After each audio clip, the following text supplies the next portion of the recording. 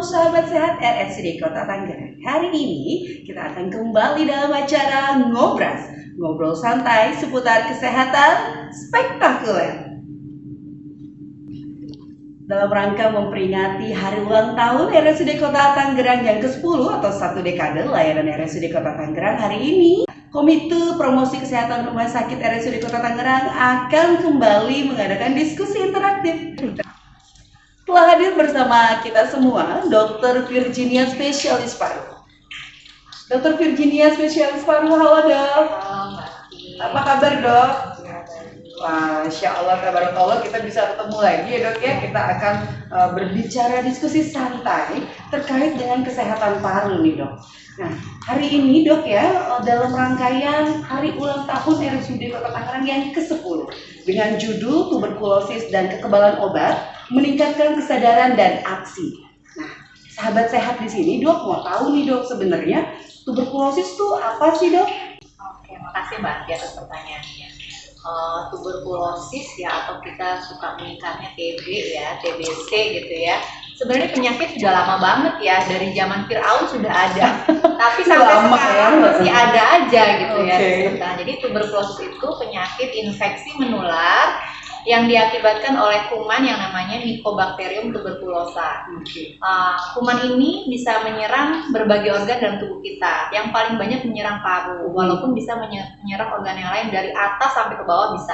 Dari kepala, otak ya, kemudian kulit, kemudian kelenjar, tulang, semuanya bisa kena si kuman tuberkulosis. Dan kuman ini menular itu melalui udara. Udara dong. Iya, jadi kalau ada pasien atau orang yang sakit TB terus dia misalkan batuk atau bersin ya, sehingga ada percikannya itu keluar, di udara ya. Nah, pada saat itu jika kuman tersebut tidak sengaja gitu ya, misalkan terhirup sama orang yang sehat, nah itu orang tersebut bisa terinfeksi kuman TBC. Jadi tertularnya karena adanya percikan liur gitu ya dok ya? Dari droplet udara ya dok. Nah kadang-kadang kita juga nggak bisa tahu nih dok, apakah di samping kita nih sudah mengidap tuberkulosis atau enggak. Biasanya dok, apa sih yang menjadi utama dan ciri khas dok? Oke, jadi memang kalau kita lihat gitu ya, apakah sih gejala-gejalanya ya gitu ya. Memang kalau secara kasat mata nggak kelihatan ya, nggak mungkin kedetek ya. Satu orang, oh ini TBC, ini enggak, kan nggak mungkin kedetek seperti itu ya. Tapi yang bisa dilihat, karena terutama kebanyakan adalah TB paru gitu ya, dilihat adalah keluhan-keluhan di arah parunya. Jadi kalau TB paru, biasanya TBC itu keluhannya bisa dari TB paru, terutama bisa dari respirasinya, sama kita pernapasannya dan keluhan di luar pernapasan. Jadi misalkan kalau dari pernapasan, misalnya dia batuk, dia sesak, dia nyeri dada gitu ya, dia batuk darah ya. Kemudian kalau dari keluhan di luar pernapasan, misalnya dia demam naik turun, terutama malam hari, keringat malam, terus juga dia rasanya lemes ya, nggak mau makan, penurunan berat badan. Nah itu keluhan-keluhan yang paling sering kita temukan pada pasien TB. Oke, itu adalah TB paru ya dok ya. Kalau tadi dokter sampaikan bahwa ternyata TB itu bukan hanya TB paru aja dok ya, ada TB tulang ya dok ya, dan lain-lain. Itu gejalanya sama atau enggak? Nah beda. Jadi keluhan itu sesuai dari organ mana yang terinfeksi. Kalau terkenanya ke otak gitu ya misalnya, jadi keluhannya keluhan ke otak, apa misalkan penurunan kesadaran ya, pasiennya kejang gitu. Nah itu kita pikirkan juga, oh jangan-jangan penyebabnya, salah satu penyebab dari kejang jangan-jangan TBC gitu. Tapi kalau paru sendiri dok, angkanya di Indonesia dengan banyaknya dokter spesialis paru sekarang sudah banyak menurun ya dok ya? Ya, jadi gini, sayangnya Indonesia ini masih menjadi negara kedua ya yang ternyata kasus TB-nya tuh paling banyak gitu. Oh my god. Apalagi ya, memang Indonesia tuh endemis TB gitu ya. Endemis memang ya dok ya. Kita bisa bilang kanan kiri kita harus aware nih, jangan-jangan kanan kiri kita tuh banyak yang TB gitu. Soalnya ya. Kadang-kadang batuknya tuh batuk yang kayak apa gitu. Nah iya, pernah tahu gitu. Betul. Karena kan kita nggak bisa melihat ya batuk mana nih yang ada kumannya atau yang enggak. Itu makanya kenapa tetap yang namanya PHB PHBS ya, perilaku hidup bersih dan sehat itu harus tetap diterapkan seperti itu sih. Oke. Jadi mungkin ya salah satu untuk pencegahannya ya dok, upaya preventifnya adalah PHBS tadi ya yang dokter sampaikan. Dan ini perlu juga banyak informasi terkait bagaimana cara pencegahan ya dok ya, dan etika batuk juga ya dok ya. Iya betul. Nah ini dok, kalau kita lihat nih dok, selama dokter bekerja di RSUD, di RSUD Kota Tangerang kurang lebih sudah ada 6 tahun ya dok? Ya hampir 6 tahun. Masya Allah, luar biasa ya dok ya. Pasti ini banyak ya dok ya tantangannya. Paling banyak ternyata hambatannya apa sih dok selama menangani dan keberhasilan? Kan kalau minum obat TB kan katanya harus teratur ya dok ya. Nah ini apa dok tantangan yang paling banyak tuh ya buat sharing ke teman-teman sahabat sehat RSUD? Ya, karena TB ini kan infeksinya dibilangnya kronik ya, lama. Jadi pengobatannya butuh waktu yang lama. Belum efek samping obat. Jadi ini kadang yang jadi kesulitan, kita mendeteksi TB-nya gampang, tapi untuk mempertahankan bahwa pasien itu harus selesai sampai dia sembuh minum obatnya, ini yang sulit gitu. Karena kan yang nanti dia ngerasa udah enak terus dia udah nggak mau balik lagi, itu sering sekali ya. 1-2 bulan pertama pengobatan sudah merasa enak, dia nggak kontrol lagi gitu. Dan sekarang lebih sulit lagi karena banyaknya kasus TB yang resisten obat. Ini tantangan baru lagi gitu ya. Resisten obat itu jadi, berarti dia belum tuntas gitu ya dok ya minumnya ya? Jadi resisten obat itu artinya dia ada kekebalan terhadap obat-obat yang lini 1 atau yang sudah sebelumnya dipakai gitu ya.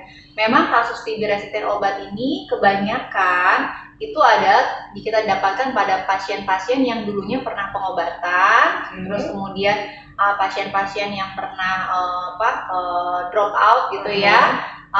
Tapi makin kesini kok ternyata ada juga banyak kasus yang belum pernah pengobatan TB, tapi pas kena TB langsung dapat TB yang resisten obat. Nah itu.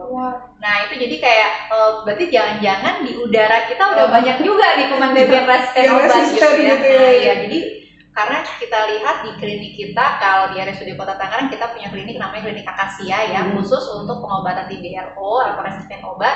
Itu ternyata angka pasien TB-RO yang primer atau yang dulunya belum pernah kena TB itu tinggi, bisa lebih di atas 30% gitu. Artinya tadi yang kita harus aware bahwa tadi berarti di sekitar kita, di keliling kita juga sudah banyak ternyata kuman-kuman TB yang resisten obat.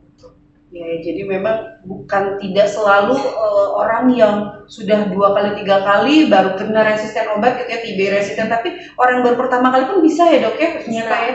Tergantung ini si kuman-kuman bakterinya ya dok ya. Waspada juga ya sekali ini. Nah ini dok, terkait dengan layanan klinik Akasia yang tadi dokter sampaikan, RSUD Kota Tangerang memiliki layanan inovasi baru yaitu adalah klinik Akasia sebagai pengobatan TB MDR ya dok ya, atau TB resisten. Dokter selama menjadi dokter spesialis paru di klinik Akasia TB MDR dok, sudah berapa dok pasien yang telah berhasil menyelesaikan pengobatannya dan dinyatakan sembuh tidak minum obat lagi dok? Oke, terima kasih ya. Klinik TB-RO kita, klinik Akasia ini berdirinya pas zaman COVID nih ya, udah dari mulai tahun 2020 ya. Nah itu kalau di total pasiennya sudah lebih dari 200 ya, dari dengan yang selesai ya. Untuk saat ini pasien yang masih aktif masih ada 120 pasien yang aktif. Sudah banyak sih pasien yang sembuh ya. Memang di kita lebih banyak pasien yang dengan pengobatan jangka panjang, walaupun ada juga yang pengobatan jangka pendek. Berarti kalau kita lihat ya dok ya, perjalanannya dari 2014 sampai ke 2024, kan klinik Akasia ini berdiri di tahun 2020 ya dok ya.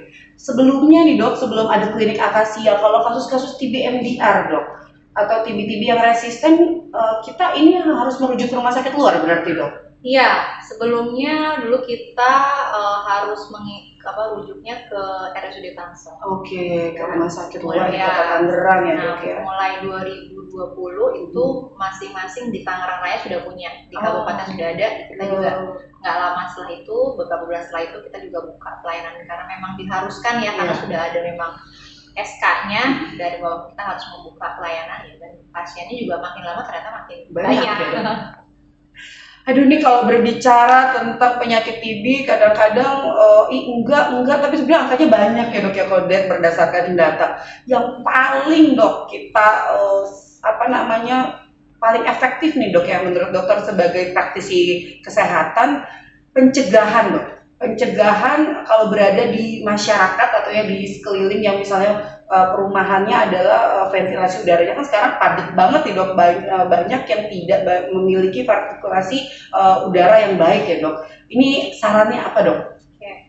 Jadi kan seperti tadi yang kita udah sampaikan, penularannya lewat terhirup ya, droplet yang terhirup gitu. Otomatis berarti apa?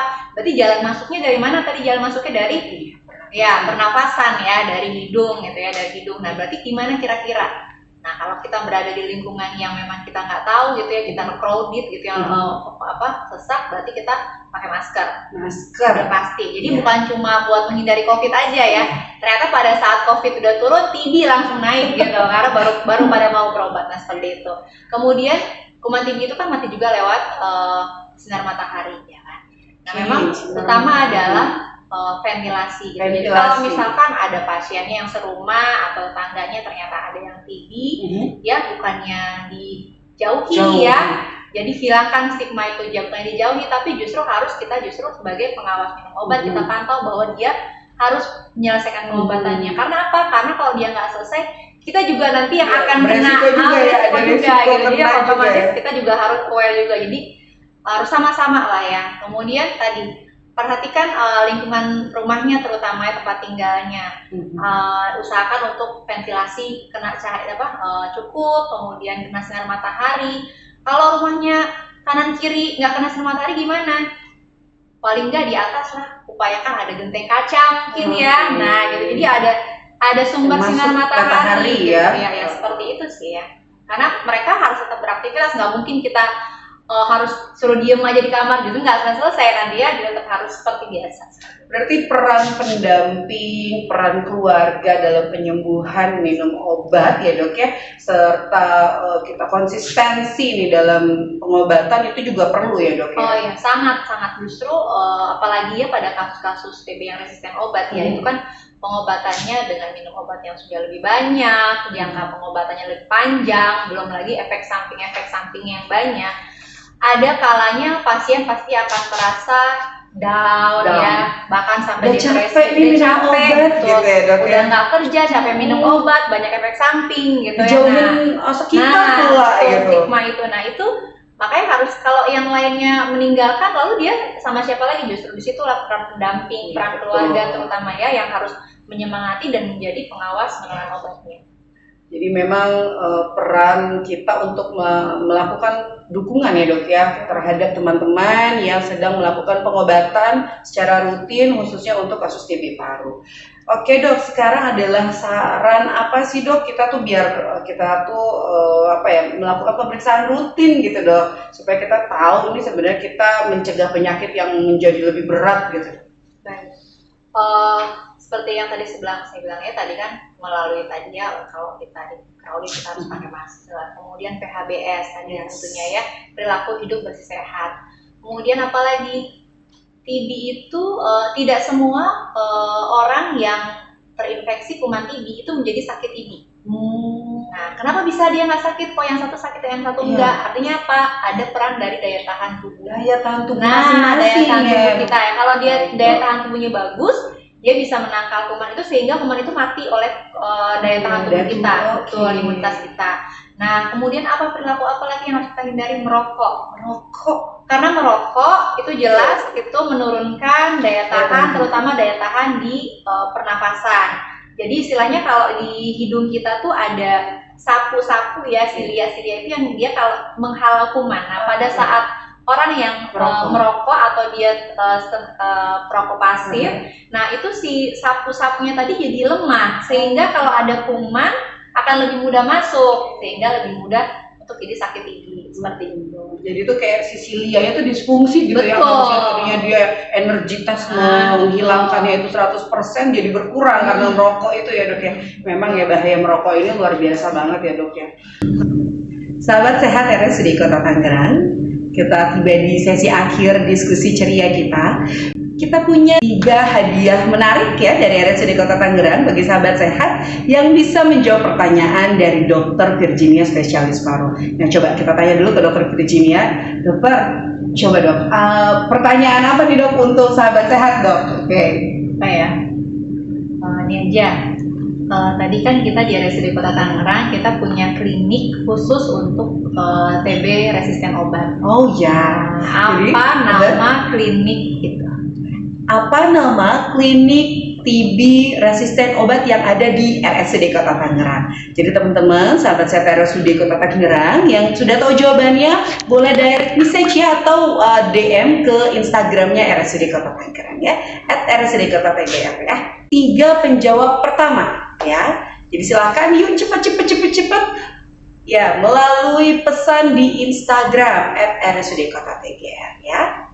Nah, kita sesi penghujung ya untuk closing statement dari Dr. Virginia spesialis paru. Dokter, silakan dok closing statement.